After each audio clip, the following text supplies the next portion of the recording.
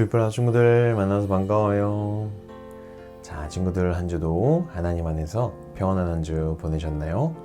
이번 한 주는 날씨도 정말 완연한 봄 날씨에다가 또 꽃도 예쁘게 펼쳐진 또 그런 한 주였었던 것 같아요. 우리 친구들 벚꽃 구경도 하고 또 자연을 만끽한 그런 한 주를 잘 보냈는지 모르겠네요. 하나님께서 허락하신 그런 귀한 자연을 잘 누릴 수 있기를 바라요. 친구들, 우리는 지난주에 함께 부활주의를 함께 보냈었어요. 또 부활주의를 보내면서 우리는 예수님의 증인이 되어야 된다는 것을, 부활의 증인이 되어야 된다는 것을 함께 살펴보았었죠. 잘 기억하고 있나요? 우리가 이렇게 봄날에 새로운 생명이 또 새싹이 싹 틔우듯 우리는 이렇게 생명을 누리는 삶을 살아가고 있어요. 그런데 우리가 진짜 생명은 누구 안에서 누리는 삶이냐면 바로 예수님 안에서 누리는 삶이 진짜 생명을 누리는 삶이라는 거예요. 친구들, 오늘 우리가 부활 생명으로 예수님 안에서 살아가는 자들답게 또 우리에게 생명을 허락하신 예수님의 사랑과 은혜를 기억하면서 함께 우리 하나님의 이름을 찬양하며 예배하며 나가도록 하겠습니다.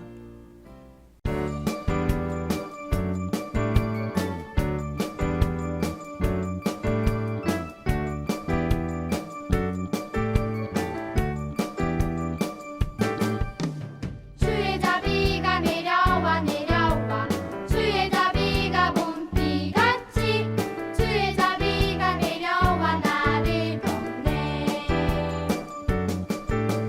주의 자비가 내려와 내려와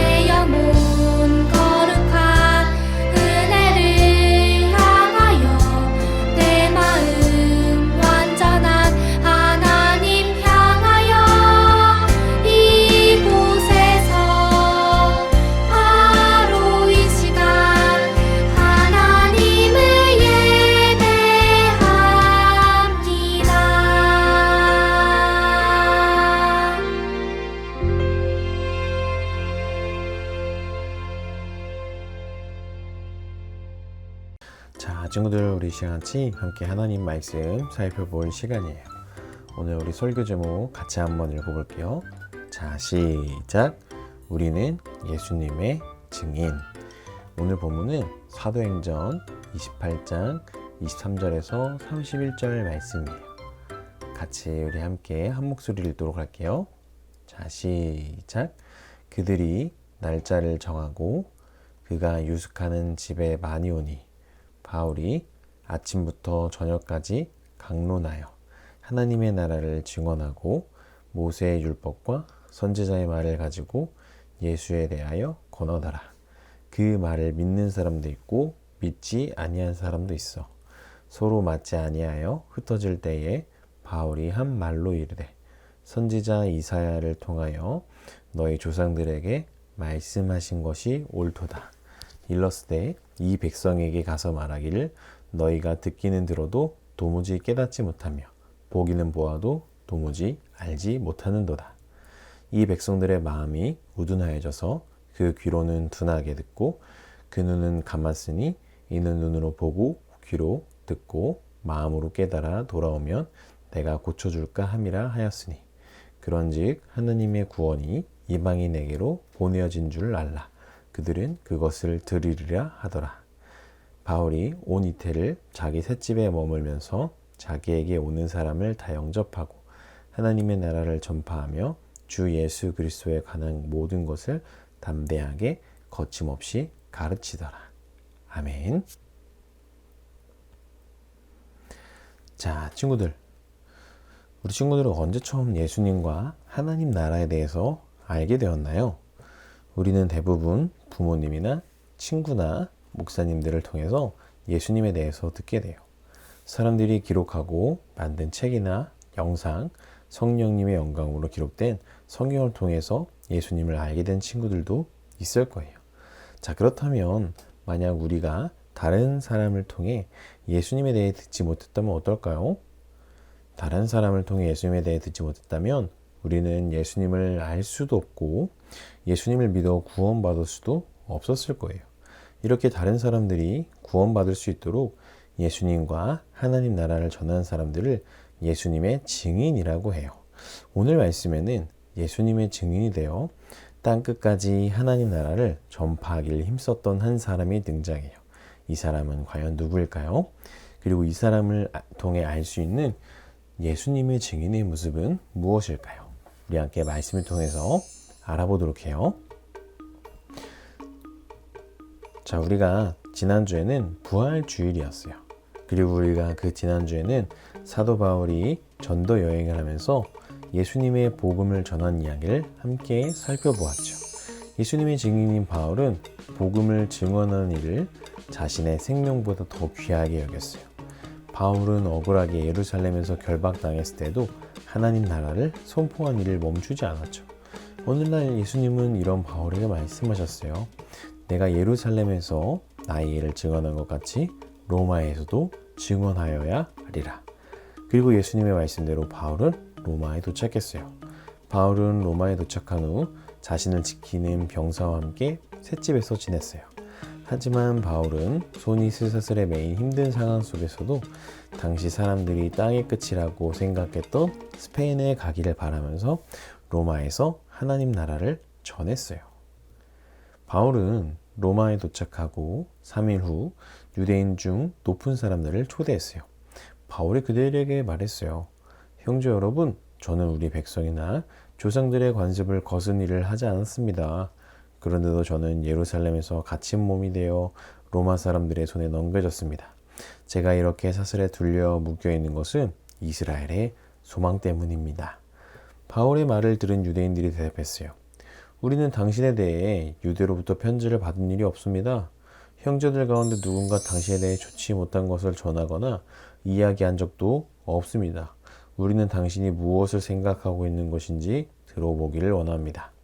시간이 흐르고 바울과 유대인들이 만나기로 약속한 날이 되었어요. 많은 유대인이 바울이 머물고 있는 집에 찾아왔어요. 바울은 자신을 찾아온 유대인들에게 아침부터 저녁까지 하나님 나라를 설명하고 구약 성경에 근거해서 예수님에 대해 그들을 설득했어요. 유대인들은 바울이 전해주는 하나님 나라를 이야기를 듣고 매우 놀랐어요. 왜냐하면 유대인들이 꿈꾸던 하나님 나라는 이 세상에서 좋은 것들을 마음껏 누리고 평안하고 즐겁게 살아가는 나라였거든요. 하지만 바울이 알려준 진짜 하나님 나라는 이 세상에 속한 나라가 아니라 예수님으로 시작되고 완성되는 영원한 생명을 누리는 나라였어요. 이렇게 바울은 계속해서 2년 동안 자신을 찾아온 사람들에게 하나님 나라를 전하고 힘껏 증언했어요. 물론 하나님의 말씀인 사도행전은 바울이 그 당시에 땅끝이라고 생각했던 스페인에 도착하지 못한 것으로 끝을 맺고 있어요. 하지만 바울은 예수님의 명령대로 스페인으로 출발하기 좋은 로마에서 최선을 다해 복음을 전하며 예수님의 증인으로서 살아왔어요.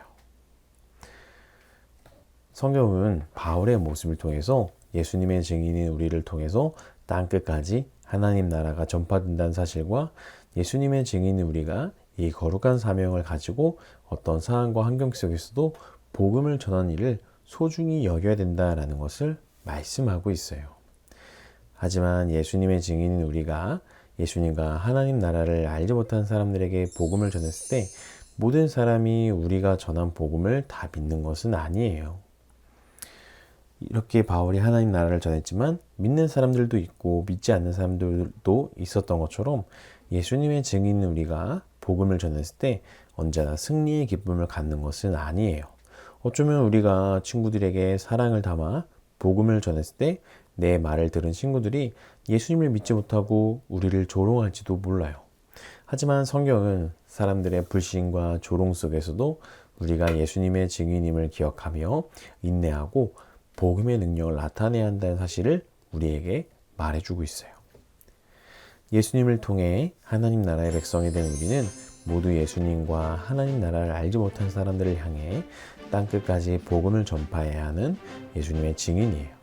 오늘 성경 말씀은 예수님을 믿는 우리가 하나님의 거룩한 부름받은 예수님의 증인이라는 사실을 알려주고 있어요.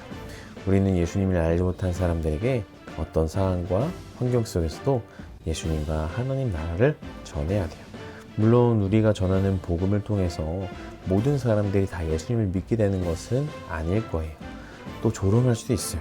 그럼에도 불구하고 그것과 상관없이 우리는 예수님의 증인으로 살아가는 우리 조이풀 모두 아동부 친구들 되기를 소망합니다.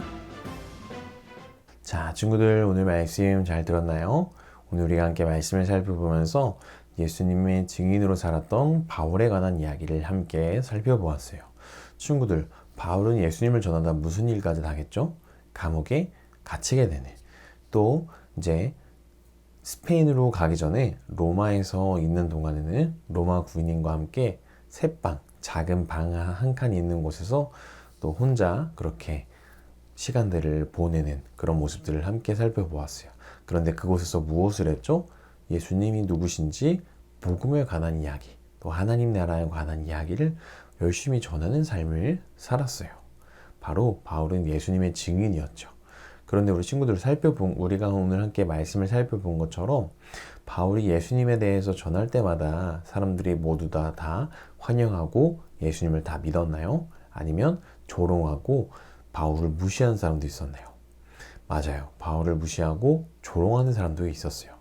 친구들, 우리 친구들도 이 세상을 살아갈 때 예수님의 증인으로 살아가는 삶이래요.